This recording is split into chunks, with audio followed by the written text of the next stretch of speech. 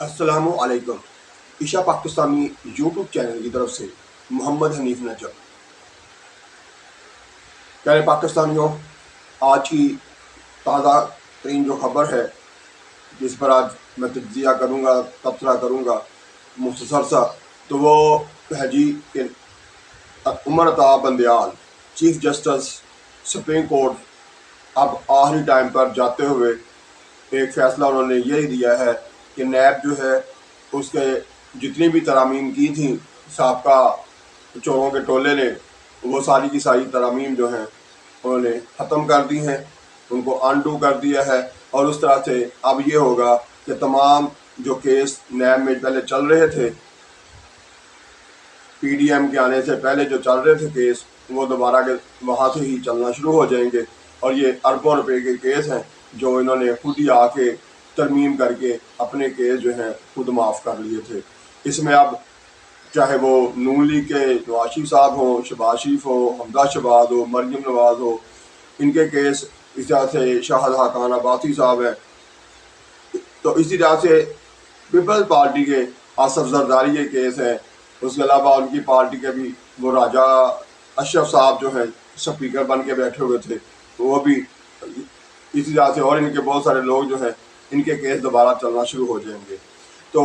पाकिस्तानियों, ये एक अच्छी खबर तो है, लेकिन ये है कि मुझे ये सोचना पड़ रहा है, मैं ये देख रहा हूँ कि देखो, ये उमर अता बंदयाल साहब ने अपने दौर में इंतहाई कमज़ोरी का मुजाहरा किया। अब ये जाते हुए एक फ़ैसला सिर्फ जो है ना, ये कारामद कर गए हैं। तो वैसे इन्होंने इनके दौर में इंतहाई इंसानी हकूक़ की खिलाफ वर्जियाँ हुई। हमारे मुल्क में पहली दफ़ा ऐसा लगा जैसा हम देखते थे जम्मू कश्मीर में, और इसी तरह से देखते थे फ़लस्तीन में, इराक़ में होता हुआ जो देखते थे, वो हमारे मुल्क में हुआ कि हमारी अपनी ही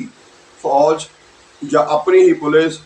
अपनी ही आर्मी जनरल अपनी ही अवाम के ख़िलाफ़ इस्तेमाल हुए, और ये खामोशी से बैठे रहे, चुप साध के बैठे रहे। इनको बिल्कुल फ़िक्र नहीं हुई कि मैं अपने आइन की मजबूती के लिए, अपने मुल्क के लिए, बेहतरी के लिए आइन का सबसे बड़ा मुहाफ़िज़ हूँ, तो मैं उसको हिफाजत करते हुए ये सारे जो केस इस तरह से बन रहे थे, जाली केस बन रहे थे, नजायज़ लोगों के साथ मारकटाई हो रही थी, चादर चारद्वारी का तकद्दस बामाल हो रहा था, इसके खिलाफ इन्होंने कोई एक्शन नहीं लिया। तो उमर अता बंदयाल साहब जो हैं, ये आहर पे जाते हुए एक फ़ैसला जानदार दे रहे हैं, लेकिन इस जानदार फैसले का भी नुकसान सिविल हुकूमतों को होगा, क्योंकि इसका सहारा लेते हुए आर्मी जो है एक दफ़ा फिर हमारे जर्नैल जो हैं वो एक्शन में आएंगे, और फिर पकड़ पकड़ के सिविल को और सिविल हुक्मरानों को ही पकड़ के साबका जो है उनकी ही धुलाई करेंगे और अपने आप को मनवाने की कोशिश करेंगे। तो ये जो कुछ भी हो रहा है, इस पर आप लोगों ने भी नज़र रखनी है। आपका मुल्क है, ये चंद जो लोग ऊपर बैठे हुए हैं, चाहे वो 70 जर्नैल हों और चाहे ये आम आवाम के नुमाइंदे जो वज़ीर आज़म वगैरह बनते हैं, और साहब आप देखें ना, ये नैब का केस जो है, अब ये अगर इस तरह से बहाली होती है दोबारा केसेस की, तो उसमें हमारे साबका तकरीबन 5 वज़ीर आज़म जो हैं वो दोबारा ज़ेर ताब आएंगे नैब के। लेकिन होता यही है फिर कि केस चलता रहता है, रिजल्ट कोई नहीं। केस चलता रहता है, रिजल्ट ना परवेज़ मुशर्रफ के दौर में निकला, ना अब तक कोई और निकले, सिवाय इसके कि सिविल हुकूमत के दौर में चंद एक रिकवरियाँ हुई, इसके अलावा कोई कारनामा नहीं। तो प्यारे पाकिस्तानियों, ये याद रखना है कि हमारे चीफ जस्टिस साहब जो हैं उमर अता बंदयाल ज़हनी तौर पर बड़े कमज़ोर साबित हुए। उनको सिर्फ अपनी पेंशन की फ़िक्र थी कि जाते हुए मेरी पेंशन जो है वो उसके लिए कोई मसला ना बन जाए, या जाते हुए कोई मेरी वीडियो ना बन जाए, कोई मेरी वीडियो लीक ना हो जाए। बहरहाल इंतहाई कमज़ोर, इन ताकतवर ओहदे पर बैठ के इंतहाई कमज़ोर चीफ जस्टिस साबित हुए। अब देखते हैं आने वाले कल में काजी फ़ायज़ ईसा साहब आ रहे हैं, वो क्या करते हैं, वो किस तरह से इन एक्शन होते हैं, और वो किस तरह से लेते हैं आइन को, किस तरह लेते हैं ये जो खौफ पैदा किया गया मुल्क के अंदर उसको, और किस तरह वो अपनी ज़ाती हैसियत में अपने आप को मनवाते हैं। वो तो होगा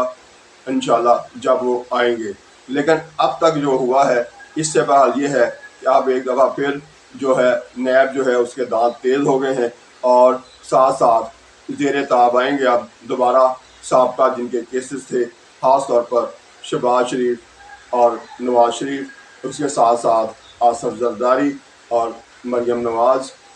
اسی طرح سے راجہ اشرف، شاہد خاقان عباسی، یہ لوگ جو ہے ایک دفعہ پھر نیب کے سکنجے میں آئیں گے، اور آنا بھی چاہیے۔ جس نے بھی کرپشن کی ہے، جتنی بھی کی ہے، وہ ساری کی ساری پکڑی جانی چاہیے۔ انہوں نے جو اپنے پسند کے قوانین بنائے تھے وہ ختم ہو گئے ہیں، تو ایک لحاظ سے یہ بھی ہے